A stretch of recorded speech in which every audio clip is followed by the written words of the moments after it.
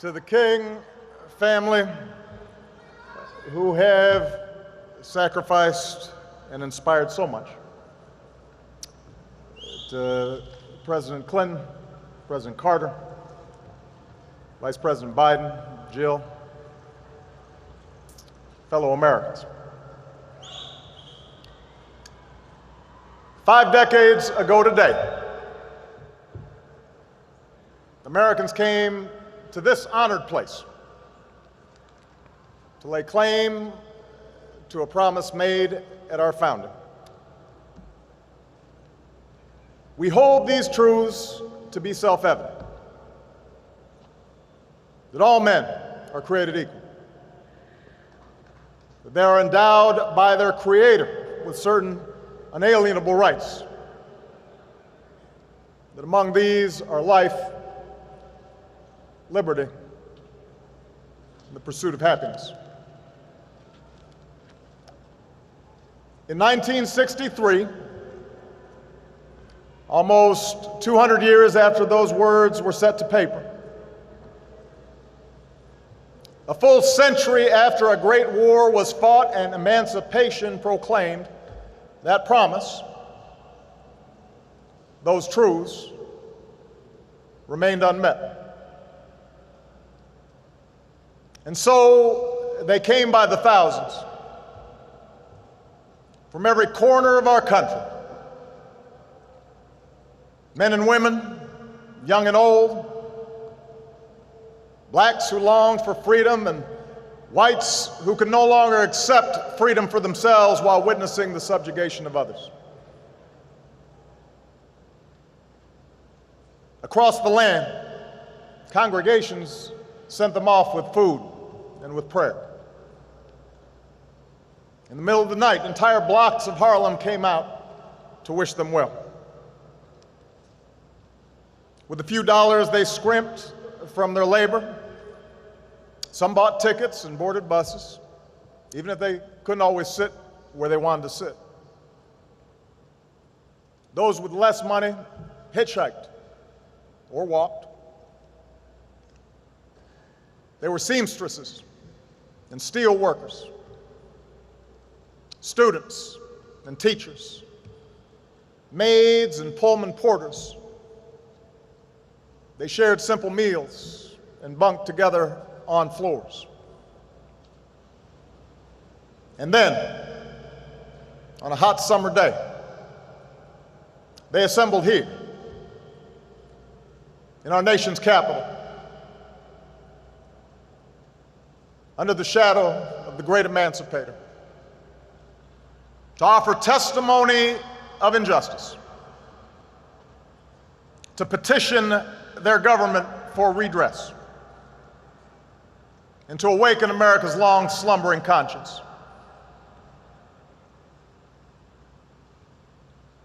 We rightly and best remember Dr. King's soaring oratory that day, how he gave mighty voice to the quiet hopes of millions, how he offered a salvation path for oppressed and oppressors alike. His words belong to the ages, possessing a power and prophecy unmatched in our time. But we would do well to recall that day itself also belonged to those ordinary people whose names never appeared in the history books, never got on TV. Many had gone to segregated schools and sat at segregated lunch counters. They lived in towns where they couldn't vote, in cities where their votes didn't matter. There were couples in love who couldn't marry, soldiers who fought for freedom abroad that they found denied to them at home. They had seen loved ones beaten and children fire-hosed, and they had every reason to lash out in anger or resign themselves to a bitter fate. And yet, they chose a different path. In the face of hatred, they prayed for their tormentors. In the face of violence, they stood up and sat in with the moral force of nonviolence. Willingly, they went to jail to protest unjust laws, their cells swelling with the sound of freedom songs. A lifetime of indignities had taught them that no man can take away the dignity and grace that God grants us. They had learned through hard experience what Frederick Douglass once taught, that freedom is not given, it must be won through struggle and discipline, persistence and faith.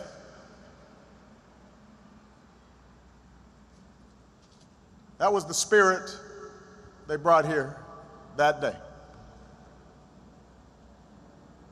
That was the spirit young people like John Lewis brought to that day. That was the spirit that they carried with them like a torch back to their cities and their neighborhoods. That steady flame of conscience and courage that would sustain them through the campaigns to come. Through boycotts and voter registration drives and smaller marches far from the spotlight. Through the loss of 4 little girls in Birmingham and the carnage of the Edmund Pettus Bridge, and the agony of Dallas and California and Memphis. Through setbacks and heartbreaks and gnawing doubt, that flame of justice flickered. It never died. And because they kept marching, America changed. Because they marched, the civil rights law was passed. Because they marched, a voting rights law was signed. Because they marched, doors of opportunity and education swung open so their daughters and sons could finally imagine a life for themselves beyond washing somebody else's laundry or shining somebody else's shoes. Because they marched, city councils changed and state legislatures changed and Congress changed and yes, eventually the White House changed.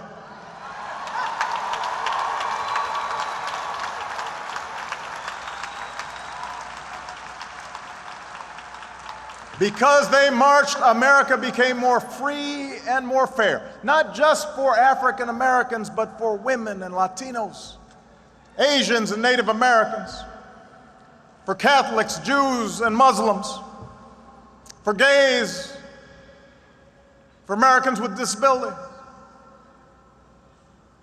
America changed for you and for me. And the entire world drew strength from that example. Whether the young people who watched from the other side of an iron curtain and would eventually tear down that wall, or the young people inside South Africa who would eventually end the scourge of apartheid.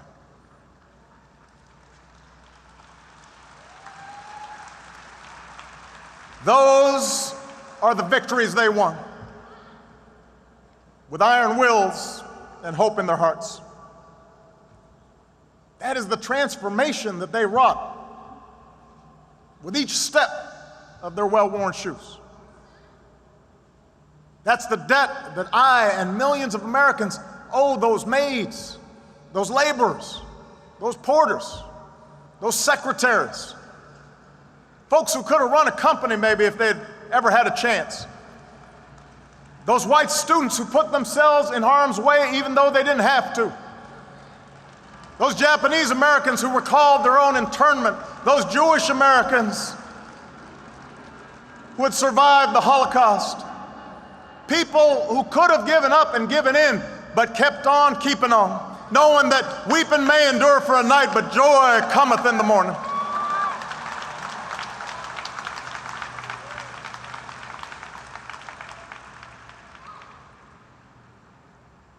On the battlefield of justice, men and women without rank or wealth or title or fame would liberate us all in ways that our children now take for granted, as people of all colors and creeds live together and learn together and walk together and fight alongside one another and love one another and judge one another by the content of our character in this greatest nation on earth.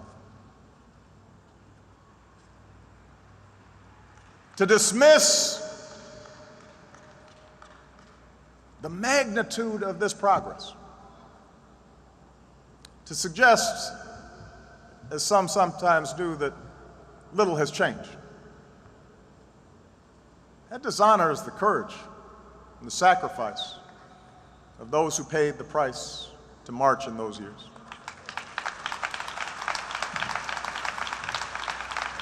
Medgar Evers, James Chaney, Andrew Goodman, Michael Schwerner, Martin Luther King Jr., they did not die in vain.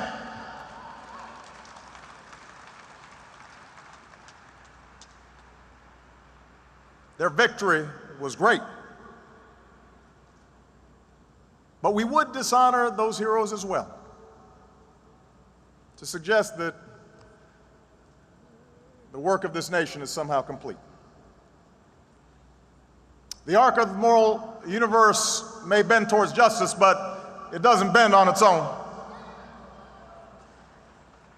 To secure the gains this country has made requires constant vigilance, not complacency, whether by challenging those who erect new barriers to the vote or ensuring that the scales of justice work equally for all and the criminal justice system is not simply a pipeline from underfunded schools to overcrowded jails. It requires vigilance.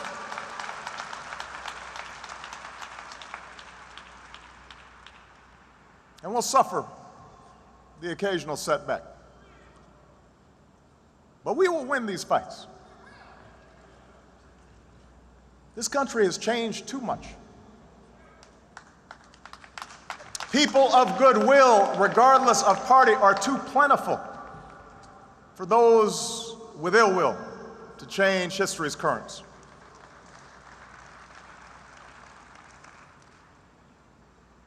In some ways, though, the securing of civil rights, voting rights, the eradication of legalized discrimination, the very significance of these victories may have obscured a second goal of the march. For the men and women who gathered 50 years ago, were not there in search of some abstract idea. They were there seeking jobs as well as justice. Not just the absence of oppression, but the presence of economic opportunity. For what does it profit a man, Dr. King would ask, to sit at an integrated lunch counter if he can't afford the meal? This idea that one's liberty is linked to one's livelihood, that the pursuit of happiness requires the dignity of work, the skills to find work, decent pay, some measure of material security, this idea was not new. Lincoln himself understood the Declaration of Independence in such terms, as a promise that in due time the weights should be lifted from the shoulders of all men, and that all should have an equal chance. And Dr. King explained that the goals of African Americans were identical to working people of all races. Decent wages, fair working conditions, livable housing, old age security, health and welfare measures, conditions in which families can grow, have education for their children, and respect in the community. What King was describing has been the dream of every American. It's what's lured for centuries new arrivals to our shores. And it's along this second dimension of economic opportunity, the chance through honest toil to advance one station in life, where the goals of 50 years ago have fallen most short. Yes, there have been examples of success within Black America that would have been unimaginable a half-century ago. But as has already been noted, Black unemployment has remained almost twice as high as white employment. Latino unemployment close behind. The gap in wealth between races has not lessened, it's grown. And as President Clinton indicated, the position of all working Americans, regardless of color, has eroded, making the dream Dr. King described even more elusive. For over a decade, working Americans of all races have seen their wages and incomes stagnate, even as corporate profits soar, even as the pay of a fortunate few explodes. Inequality has steadily risen over the decades. Upward mobility has become harder. In too many communities across this country, in cities and suburbs and rural hamlets, the shadow of poverty casts a pall over our youth, their lives a fortress of substandard schools and diminished prospects, inadequate health care, and perennial violence. And so, as we mark this anniversary, we must remind ourselves that the measure of progress for those who marched 50 years ago was not merely how many blacks could join the ranks of millionaires. It was whether this country would admit all people who are willing to work hard, regardless of race, into the ranks of a middle-class life.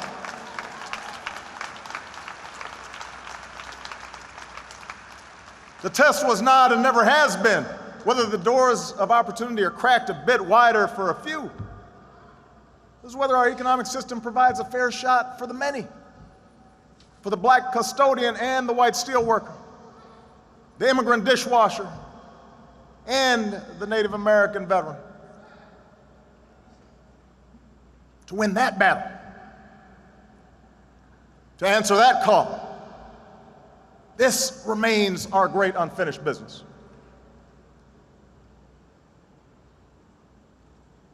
We shouldn't fool ourselves. The task will not be easy. Since 1963, the economy's changed. The twin forces of technology and global competition have subtracted those jobs that once provided a foothold into the middle class, reduced the bargaining power of American workers. And our politics has suffered. Entrenched interests, those who benefit from an unjust status quo, resisted any government efforts to give working families a fair deal, marshaling an army of lobbyists and opinion makers to argue that minimum wage increases or stronger labor laws or taxes on the wealthy who could afford it just to fund crumbling schools, that all these things violated sound economic principles. We'd be told that growing inequality was a price for a growing economy, a measure of a free market, that greed was good and compassion ineffective, and those without jobs or health care had only themselves to blame.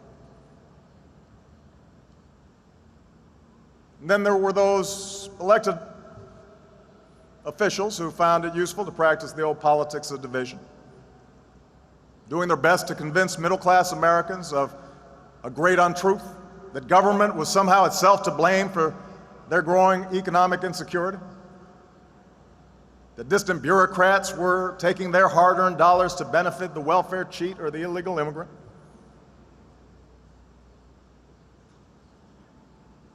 And then, if we're honest with ourselves, we'll admit that during the course of 50 years, there were times when some of us, claiming to push for change lost our way. The anguish of assassinations set off self-defeating riots. Legitimate grievances against police brutality tipped into excuse-making for criminal behavior. Racial politics could cut both ways, as the transformative message of unity and brotherhood was drowned out by the language of recrimination. And what had once been a call for equality of opportunity, the chance for all Americans to work hard and get ahead, was too often framed as a mere desire for government support, as if we had no agency in our own liberation, as if poverty was an excuse for not raising your child, and the bigotry of others was reason to give up on yourself. All of that history is how progress stalled. That's how hope was diverted. That's how our country remained divided. But the good news is, just as was true in 1963, we now have a choice. We can continue down our current path in which the gears of this great democracy grind to a halt and our children accept a life of lower expectations, where politics is a zero-sum game, where a few do very well while struggling families of every race fight over a shrinking economic pie. That's one path. Or we can have the courage to change. The March on Washington teaches us that we are not trapped by the mistakes of history, that we are masters of our fate. But it also teaches us that the promise of this nation will only be kept when we work together. We'll have to reignite the embers of empathy and fellow feeling, the coalition of conscience that found expression in this place 50 years ago. And I believe that spirit is there, that truth force inside each of us. I see it when a white mother recognizes her own daughter in the face of a poor black child. I see it when the black youth thinks of his own grandfather in the dignified steps of an elderly white man.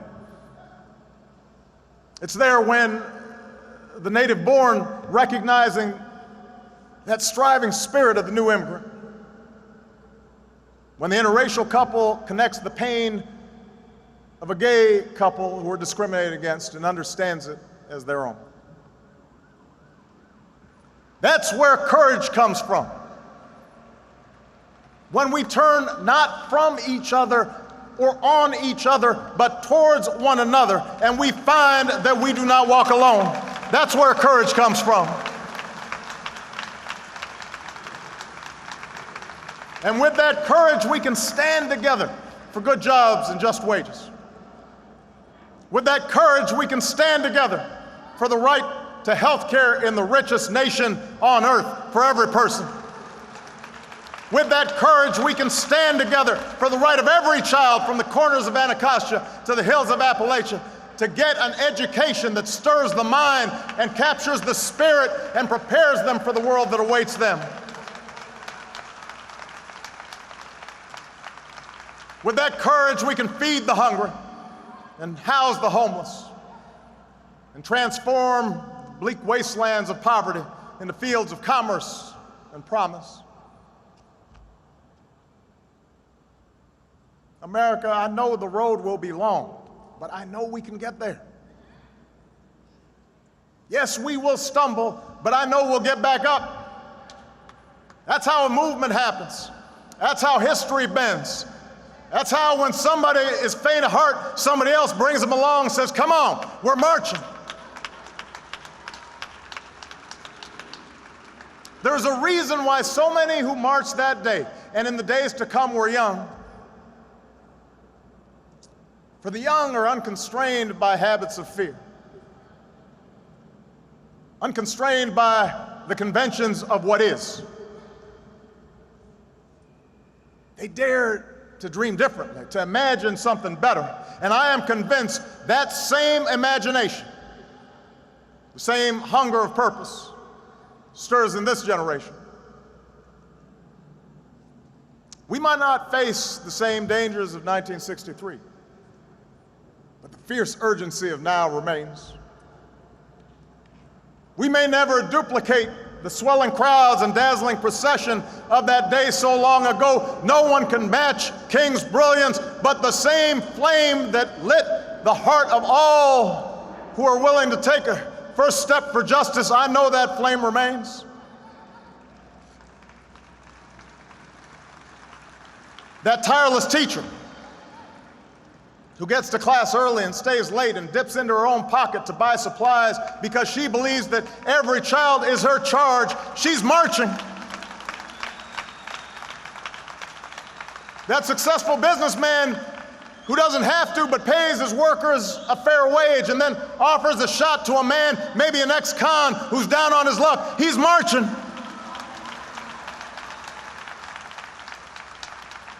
The mother who pours her love into her daughter so that she grows up with the confidence to walk through the same doors as anybody's son, she's marching. The father who realizes the most important job he'll ever have is raising his boy right, even if he didn't have a father, especially if he didn't have a father at home, he's marching. The battle-scarred veterans who devote themselves not only to helping their fellow warriors stand again and walk again and run again, but to keep serving their country when they come home, they are marching.